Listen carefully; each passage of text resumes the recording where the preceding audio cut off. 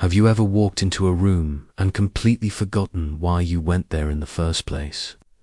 You stand there, looking around like the walls might remind you. Maybe you chuckle to yourself and say, "Must be getting old." If that sounds familiar, you're definitely not alone. And here's the good news: forgetting little things like that isn't always a sign of serious decline. But there are certain mental habits that, if left unchecked, really can speed up cognitive aging, and the surprising part, most of us don't even realize we're doing them. After 70, your brain is like a classic car.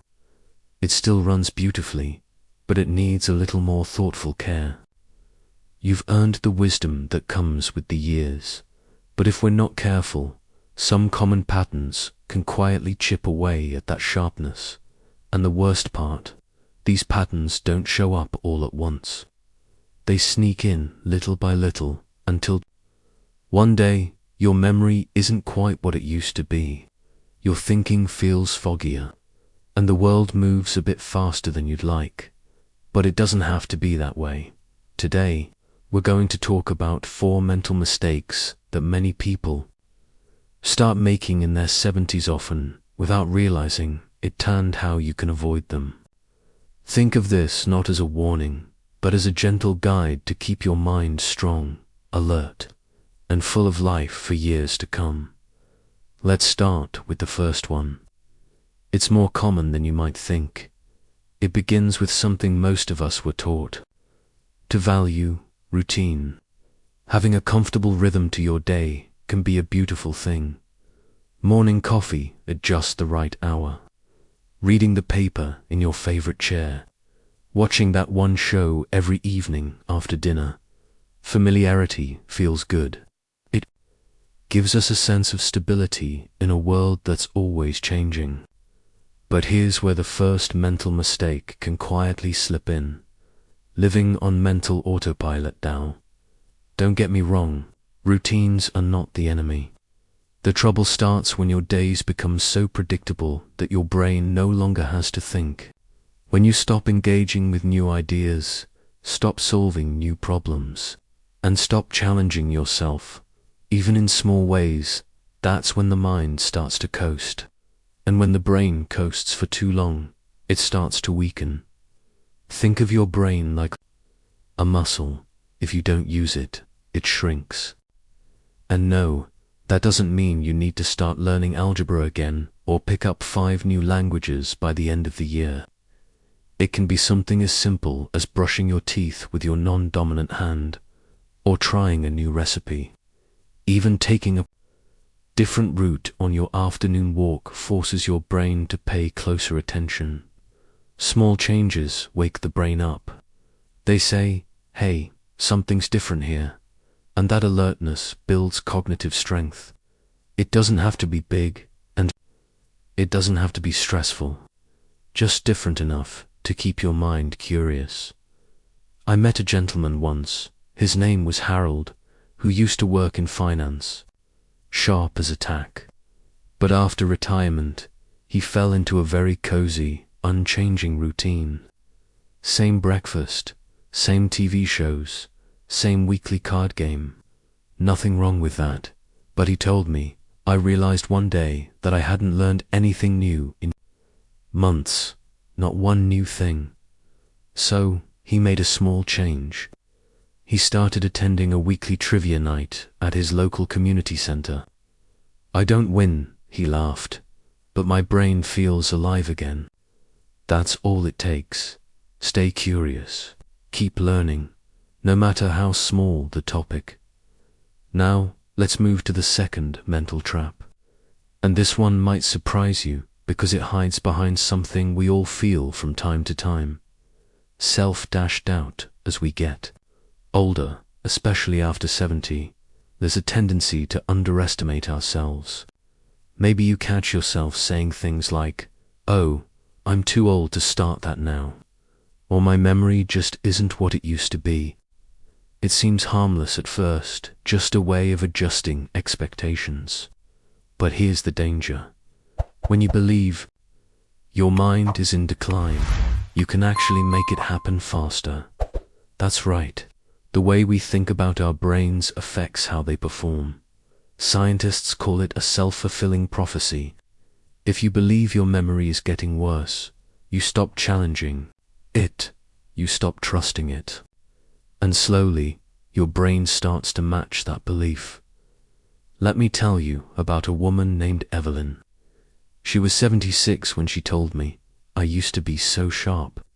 Now I can't even remember where I put my purse." I asked her if she was doing anything to work her memory. She shook her head. "What's the point?" she said. That moment hit me. Not because she forgot something, but because she gave up on herself. We talked, and she decided to try something different. She started keeping a journal. Fancy, just writing down 3 things she wanted to remember each day. A quote from a book, a grocery list, a phone number. Within a few weeks, she started remembering more without even looking at the journal.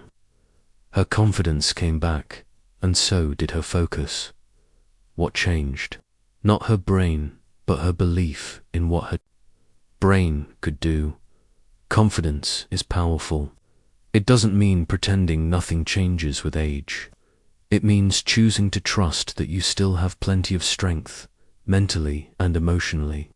And you do so if you catch yourself saying things like, "I'm just too old for that."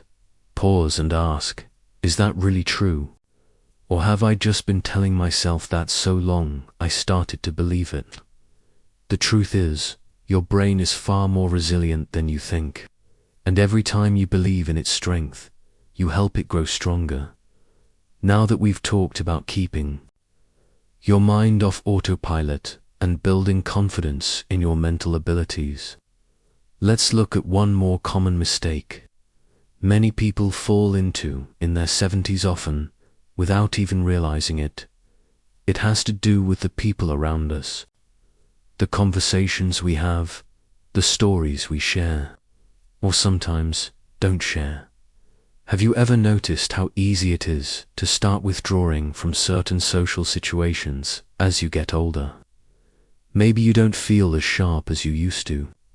Maybe people talk too fast or use slang you don't quite understand. Or maybe it's just more comfortable to stay home than to keep up with a noisy crowd. Before you know it, the phone rings less, the house feels quieter, and your world starts to shrink.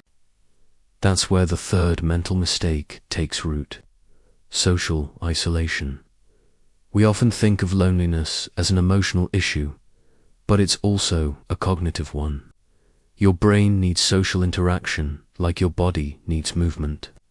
Conversation keeps your mind agile. It forces you to listen, respond, interpret, and adapt in real time. It keeps your emotional intelligence sharp and your memory tuned. I'm not talking about needing to throw parties every weekend or join a club you have no interest in. Sometimes it's as simple as calling an old friend and sharing a memory, or chatting with your neighbor about their garden. Even short conversations, when they're meaningful, can light up areas of the brain that protect against decline. There's something powerful about sharing your thoughts out loud. It helps you process them. It gives your brain a chance to stretch. And more importantly, it reminds you that you're still connected, still part of a story that's unfolding every day.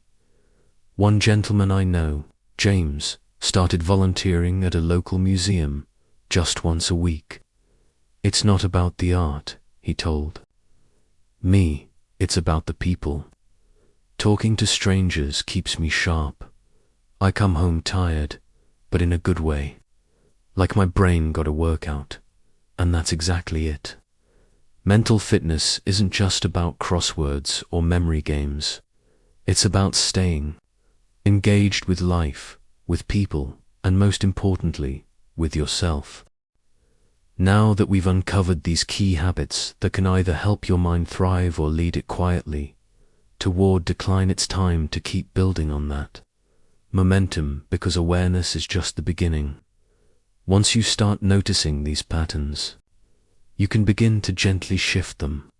And the beautiful thing is, even the smallest shift can have a powerful ripple effect on your mind.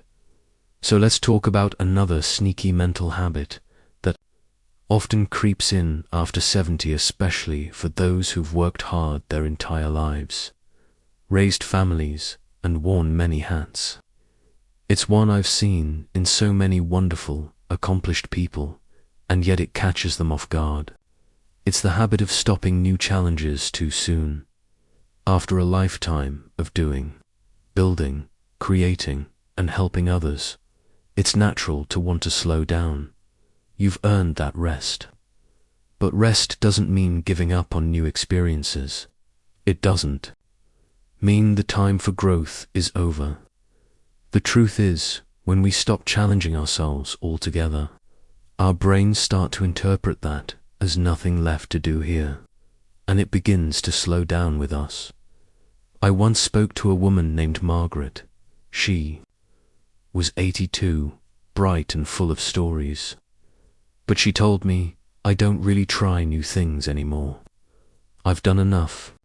And when I asked her if there was anything she'd ever wanted to do but never had the time for, she paused. Then she smiled. I always wanted to try painting, she said, but I'm no artist. I encouraged her to give it a try anyway. Not because I expected her to become the next Grandma Moses, but because new experiences wake up parts of the brain that haven't been used in a while.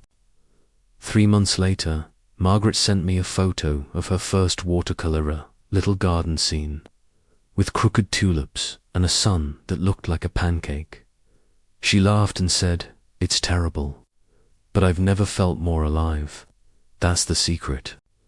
It's not about doing something perfect, it's about doing something new. Your brain craves novelty. It needs it like a plant needs sunlight. Whether it's a craft, a puzzle, a new app, or even learning how to use a smart speaker to play your favorite songs, every small challenge is a form of mental nutrition. And here's the thing, you don't need to do it alone. Sharing these experiences with others, even virtually, adds another layer of stimulation. You might not be in a classroom anymore, but learning never has to stop. Not at 70. Not at 80. Not ever now. Let's turn to something that's a little harder to spot, because it often hides behind a smile or behind silence. It's the habit of not expressing difficult emotions. And while it may not seem directly connected to your brain's sharpness, it absolutely is. When we push down feelings, especially grief, frustration, sadness, or fear, we create stress in the body. That stress isn't just emotional, it's physical. And over time, chronic stress can have a serious effect on memory, focus, and even decision-making. The brain doesn't do well under long-term emotional pressure. It gets tired. It starts to fog up. For many in their 70s and beyond, there are things we don't always talk about. The loss of a spouse, the strain of caregiving, worries about finances, the fear of being a burden. We carry so much inside, often without letting it out. Thinking, well, I don't want to trouble anyone, or I should be strong. But strength doesn't mean silence. In fact, speaking your truth, whether to a friend, a counselor, a journal, or even just aloud to yourself, one of the best ways to clear the mental clutter. When emotions are acknowledged, they lose their grip. Your mind becomes lighter, your thoughts become clearer, and most importantly, your sense of inner peace grows. A man named Walt once told me something I'll never forget. He said, I didn't realize how much I was holding in until I started writing letters to my wife after she passed. Not to send, just to write. It felt like I was talking to her. And slowly, I started feeling like myself again. Emotional. Expression isn't weakness, it's mental hygiene. Just like we brush our teeth and take care of our bodies, we need to care for the mind and heart, too. Especially now, when each day is a gift worth living fully. So, if something's been sitting heavy on your heart, give it space. Speak it, write it, share it. You might be surprised how much clearer your mind becomes when your heart feels heard. Now, I want you to imagine something for a moment. Imagine waking up in the morning and feeling clear-headed. You're not overwhelmed. You don't feel behind. You remember what you wanted to do. You feel engaged in the world, connected to others, and confident in yourself. That version of you isn't a fantasy. It's absolutely within reach. But it begins with small mental habits we choose, or ones we accidentally fall into. Let's take a moment to breathe that in. Because what we're really talking about here isn't just brain health. It's freedom. Freedom from mental fog. Freedom from doubt. Freedom from isolation or frustration. It's the freedom to keep enjoying life on your terms, and it doesn't require magic. It doesn't even require perfect memory. What it does require is attention. Noticing when you've slipped into autopilot. Catching yourself when you doubt your ability. Challenging yourself with small new tasks. Reaching out instead of shrinking back. And speaking your truth instead of holding it all in. The mind at 70, 80, even 90 is still full of possibilities. Don't let the world or even your own thoughts convince you otherwise. You are still growing, still capable, still vibrant, and with just a few small changes, your brain can feel more awake and alive than it has in years. We're not finished yet. There's still one more powerful shift that can protect your mind and restore your energy. And it's one that many people overlook entirely, and that final shift has to do with something surprisingly simple. What you feed your attention. You see, the brain is like a sponge. It soaks up what you give it. And in today's world, what we often give it is a steady diet of bad news, worry, and negativity. Think about it. The TV is on in the background. The news scrolls across the screen, stories of conflict, crime, disaster, or maybe you spend time online and everything seems to be about what's going wrong in the world. After a while, it starts to weigh on you. You don't even notice it at first, but it chips away at your sense of calm, your optimism, your ability to think clearly. And this is the fourth mental mistake that accelerates cognitive decline after 70. Dwelling on negativity. Now, don't misunderstand me. It's important to stay informed. But there's a difference between being aware of what's happening and becoming consumed by it. When the mind is constantly fed stress, fear, and anxiety, it starts to shift into survival mode. And survival mode is not good for long-term thinking, memory, or creativity. It narrows your focus, drains your energy, and over time, can even lead to cognitive fatigue and emotional burnout. I once met a retired schoolteacher named Helen.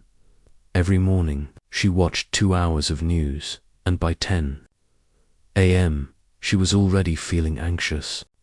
She told me, "I just feel like the world's falling apart. I can't concentrate. I'm always worried about something." When I asked her what she used to enjoy before that routine started, she said, "I used to listen to music in the mornings. It always put me in a good mood." So I made a suggestion.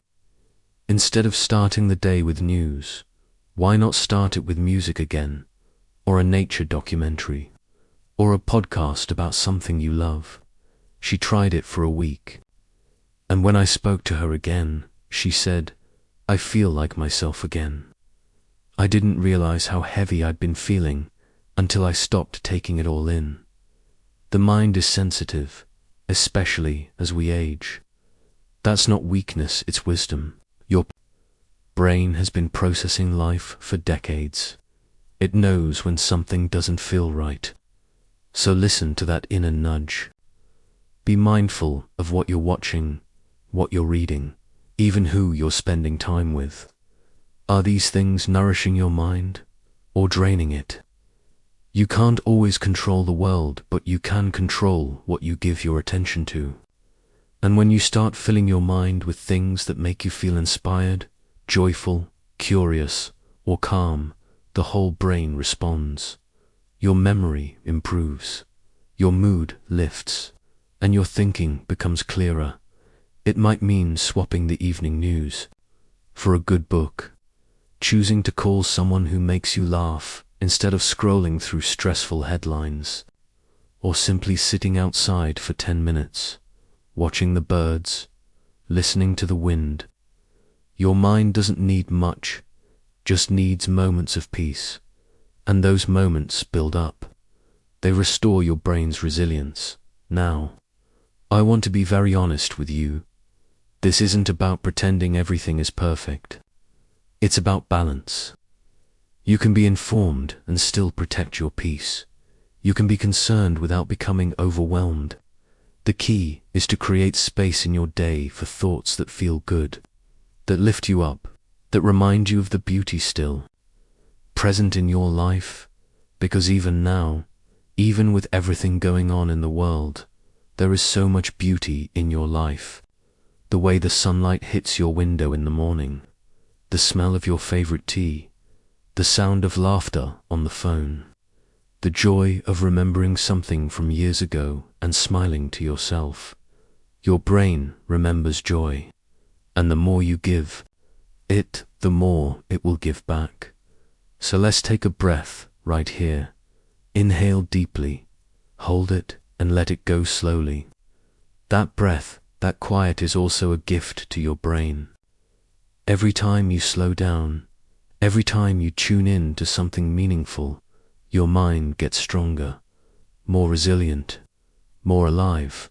We've talked about a lot today, but let's pause and bring it all together, gently. When we slip into autopilot, our minds get lazy. When we doubt ourselves, our confidence fades and our brain shrinks to match our belief. When we isolate or hold back from new challenges, we lose the stimulation our brain needs to stay sharp. And when we fill our minds with negativity, we drain the very energy that helps us think clearly and remember well. But when we make small, consistent choices, engaging in new experiences, speaking openly about how we feel, seeking out meaningful connection, protecting our peace, we give our minds the chance to thrive, no matter what our age. And isn't that a beautiful thought? That even now, your best mental years may not be behind you, they may still be growing inside you, waiting for that next little spark. You don't have to do it all at once. You don't need to overhaul your entire routine tomorrow. Just pick one thing, one habit, one change. Try something new. Reach out to someone you haven't spoken to in a while. Choose peace over worry, just once today, and see how it feels, because these aren't just tips, they're gifts, and they're yours to give to yourself. There's no expiration date on a sharp mind, no age limit on curiosity, no deadline for joy. You're still here, still growing, still capable of amazing things. So if your memory has felt a little slower lately, if your focus has been a bit fuzzy, don't panic. Don't fall into fear. Just come back to what you can do, and believe, truly believe, that it's never too late to strengthen your mind. Let's take the next step together, because if you've made it this far, that tells me something very important about you. You care about your mind, about your future, about continuing to live a meaningful, independent, joyful life, no matter your age. And that matters. It truly does. Every step you take to stay mentally sharp is an act of love for yourself and for the people who care about you. So now, I want to invite you to take one more step, a small, simple one. If anything in this video resonated with you, if you had a moment where you thought, yes, that sounds like me, or that's something I can do, I'd love for you to share it in the comments below. What spoke to you the most? What change are you ready to try? You never know who you might help just by sharing your thoughts. Someone else reading your comment may be feeling a little lost or discouraged, and your words could remind them they're not alone. And if you found this video helpful, please give it a thumbs up. It lets me know that you'd like to see more content just like this. And of course, don't forget to subscribe to the channel and turn on the notification bell so you'll be the first to know when new videos come out. We talk about everything, from brain health to staying active, joyful, and fulfilled in your 60s, 70s, and beyond. Because aging doesn't mean fading. It means evolving. Thank you so much for spending this time with me today.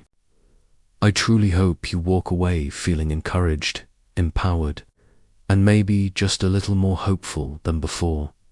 You are stronger than you think, sharper than you believe, and your story, it's still unfolding beautifully. Here's to living with clarity, courage, and confidence every single day. Take good care of yourself, and I'll see you in the next video.